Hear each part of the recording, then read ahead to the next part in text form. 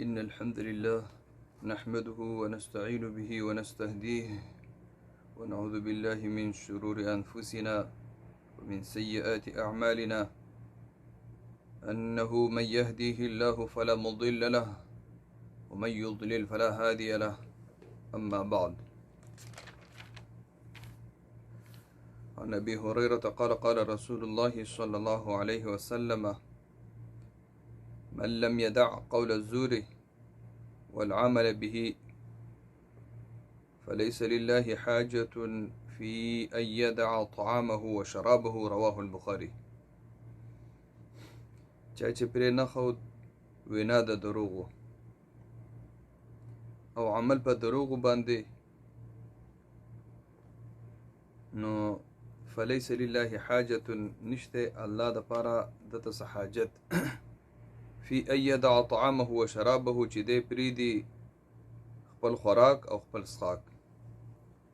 قول الزور الكذب وقول الباطل، دروغ ته وي او باطل خبرې ده. نو کذب خاص شو، باطل عام شو.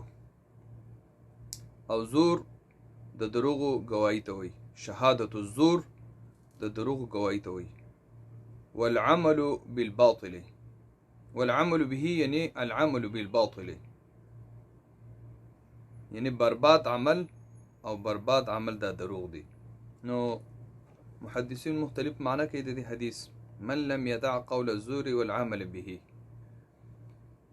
من لم يدع الكذب والميل عن الحق والعمل بالباطل والتهمة، چا چې دروغ ویل پرې نه ښودو او د حق نه اوړېدل او عمل په باطل او تهمت لګول پرې نه ښودل، نو فليس لله حاجة في أن يدع طعامه وشرابه، معناه سقوط الأجر. نو د الله څه ضرورت نشته دی دته چې دی خوراک او څښاک پرېږدي. د دې معنی دا ده چې د دې سره د ده هغه اجر او ثواب او هغه برکات په هغې کې کمی راځي، هغه ختم شو، هغه ورته نه میلاویږي.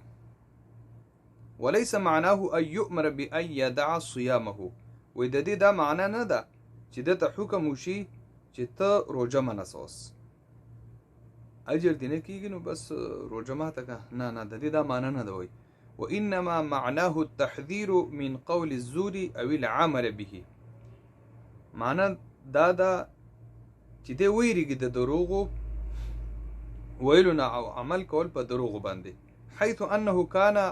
حيث أنه يكون سببا في نقصان أجر عبادة من أفضل العبادات. ځکه د دروغ ویل او عمل کول په دروغ باندې او تهمت لګول او د حق نه اورېدل، دا د عمل هغه ثواب کمی ختمی، د هغې هغه اجر او د هغې هغه برکات ختمی.